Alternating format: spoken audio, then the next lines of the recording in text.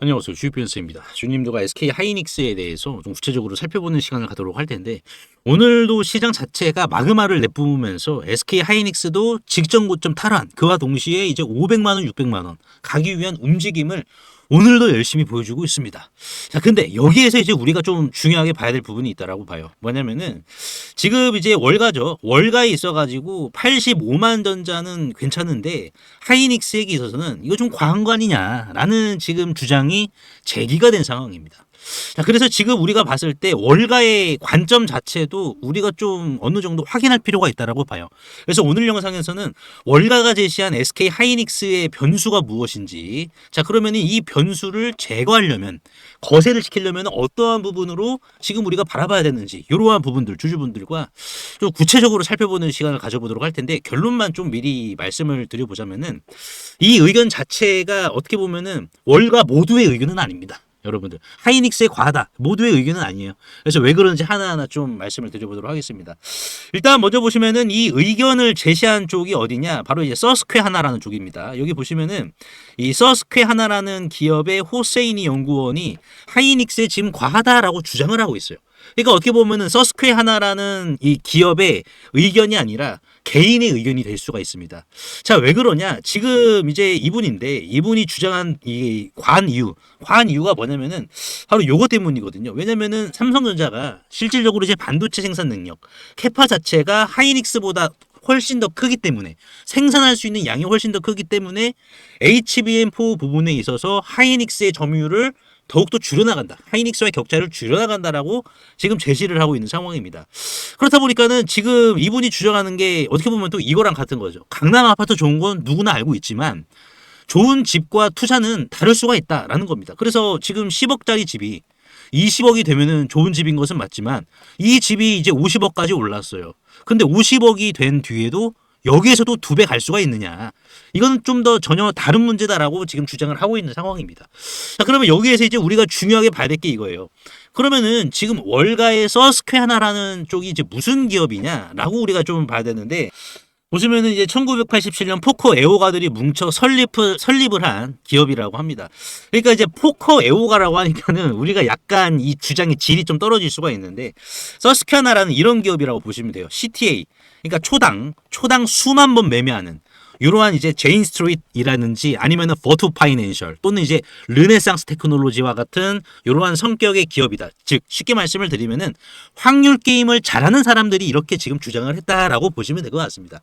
사실상 지금 이게 변수가 될 수도 있어요. 지금 캐파로 인해서 변수가 어느 정도 잡힐 수는 있지만은 우리가 여기에서 더 중요하게 봐야 될 것은 이거 같습니다. 결국 월가의 중심에서 바라보는 하이닉스의 본질은 무엇인가?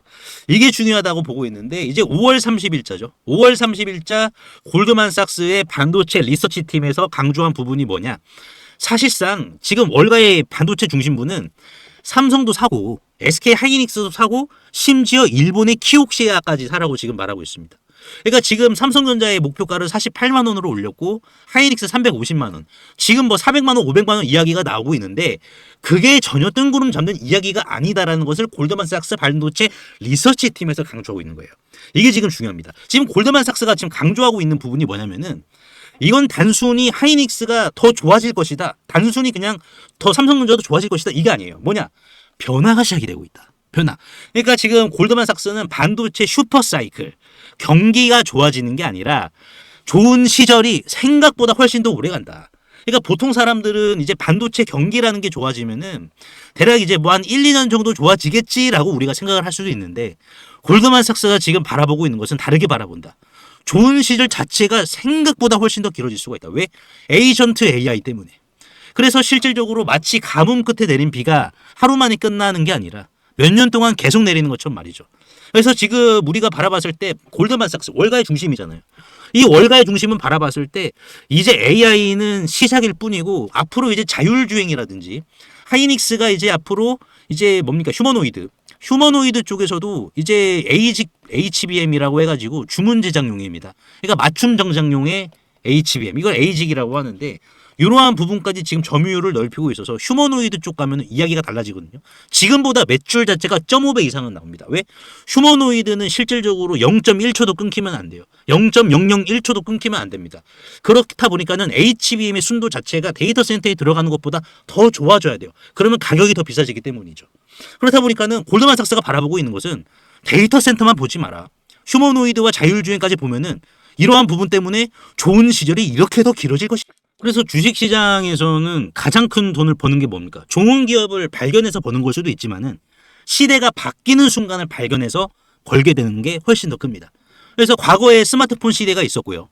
그 다음에는 이제 전기차의 시대였었죠. 지금은 월가가 이야기하는 게 AI가 아니라 그 AI를 움직이는 메모리 시대다.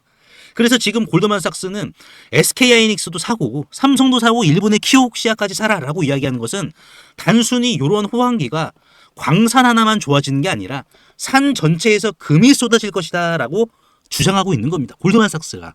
그렇다 보니까는 시대에 대한 베팅을 해라.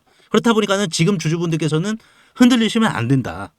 그러면 사실 우리가 이것도 봐야 돼요. 뭐냐? AI 산업. 이 AI 산업을 좀 들여다보면은 흥미로운 문제가 하나가 있어요. 왜? AI는 점점 똑똑해지고 있습니다.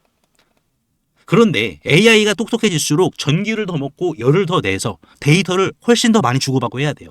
문제는 지금의 전자신호만으로는 이 속도 자체를 감당하기가 어려워지고 있다는 점입니다.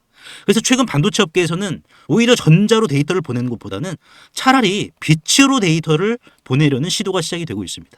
마치 구리선을 깔아놓은 고속도로가 결국에는 포화 상태에 이르르자 아예 새로운 고속철도를 만드는 것과 비슷하거든요. 그래서 이 기술을 광반도체 혹은 실리콘 포토닉스라고 부릅니다. 과거 AI 투자자들은 엔비디아를 찾았습니다. 그리고 그 다음에는 HBM을 찾았고요. 그리고 지금 일부 자금은 AI가 HBM 다음에 무엇을 필요로 할지 찾기 시작했습니다. 만약 그 답이 빛이라면 어떨까요? 만약 AI 다음 병목의 연산이 아니라 데이터 이동이라면 어떨까요? 그때 시장은 광반도체를 바라보게 될 수도 있습니다. 그래서 HBM이 이제 오늘의 금광이라면 광반도체는 아직 지도에 표시되지 않은 금맥일 수도 있다.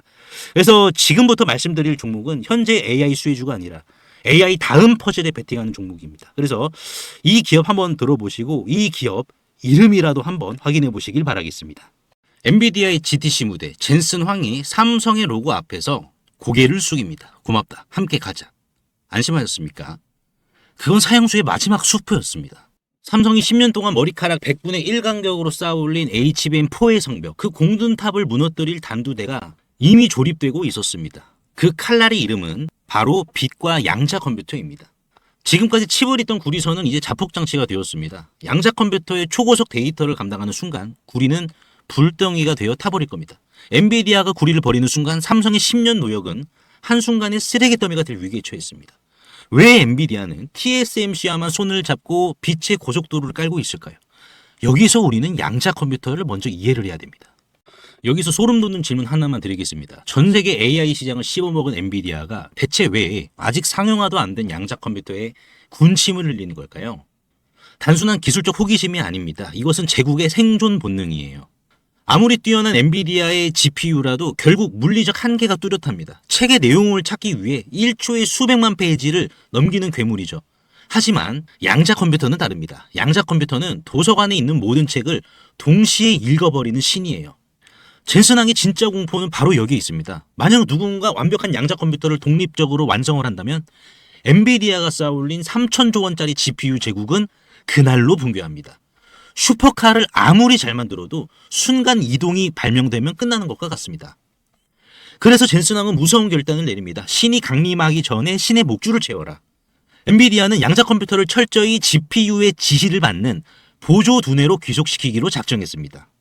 그게 바로 여의도 진공과에서도 보고서로 지목한 하이브리드 컴퓨팅 시대, 즉 NVQ링크의 정치입니다. GPU가 명령을 하고 양자 컴퓨터가 연산을 하는 절대 권력의 생태계죠. 그런데 이 원대한 계획에 우주 최악의 물리적 재앙이 발생합니다. 엔비디아의 GPU는 데이터를 씹어 삼키는 100도의 용광로예요. 그런데 그 파트너인 양자 컴퓨터는 어떻습니까? 영하 273도, 우주의 끝보다 더 차가운 절대 영도의 심해에서만 숨을 쉽니다. 자, 상상해보세요. 펄펄 끓는 용광로의 쇳물을 그대로 얼음 호수에 들이부으면 어떻게 될까요? 그 즉시 사방으로 비명이 터지며 모든 게 박살이 나겠죠. 지금 엔비디아가 처한 비극이 바로 이겁니다. 전기가 흐르면 불덩이가 되는 구리선으로 이 둘을 연결한다? 그건 양자 컴퓨터에게 사형선고나 다름없습니다. 구리선을 타고 넘어온 그 미세한 열기 한 점이 양자 컴퓨터에 닿는 순간 수조 원짜리 양자 상태는 순식간에 증발하고 붕괴됩니다. 그럼 이제 어쩌겠습니까? 연결을 포기해야 할까요? 아니요. 젠슨왕은 인류가 단 한 번도 시도하지 않은 우주의 금기에 도전합니다. 용광로의 뜨거운 열기는 단 0.1도도 전달하지 않으면서 그 안에 핵심 데이터만 쏙 빼내서 절대 용도의 심해로 순간 이동시킬 유령의 통로. 열은 죽이고 속도만 살리는 우주에서 유일하게 질량도 온도도 없는 전령. 그래서 빛이어야만 했던 겁니다. 빛은 우주에서 유일하게 열을 동반하지 않는 전령입니다. 섭씨 100도의 GPU에서 폭발하는 데이터를 영하 273도의 양자 컴퓨터로 단 1도의 온도 상승 없이 꽂아 넣을 수 있는 유일한 통로. 이게 젠슨왕이 TSMC와 밀실에 들어가 광반도체의 가문에 명운을 건 진짜의 이유입니다. 양자 생태계를 노예로 삼으려는 엔비디아에게는 광반도체는 선택이 아니라 숨을 쉬기 위한 유일한 허파였던 것입니다. 자, 근데 여기서 소름 돋는 삼성의 반격이 시작이 됩니다. 엔비디아가 TSMC와 단둘이서 빛의 고속도로를 깔고 있을 때 삼성이 왜 가만히 보고만 있었을까요? 실력이 없어서요? 아니요. 진짜 노다지가 어디인지 알고 있었기 때문입니다. 이미 삼성이 역전을 했는데요. 쉽게 설명을 좀 해드릴게요. 엔비디아가 뚫은 빛의 노선은 집 밖에 깔린 100차선짜리 초고속 KTX 선로입니다. 번쩍번쩍하죠. 그런데 문제는 내 집 안방에서 그 기차역까지 가는 길이 질척질척한 진흙탕 흙길, 즉 1mm 구리선이다라는 겁니다.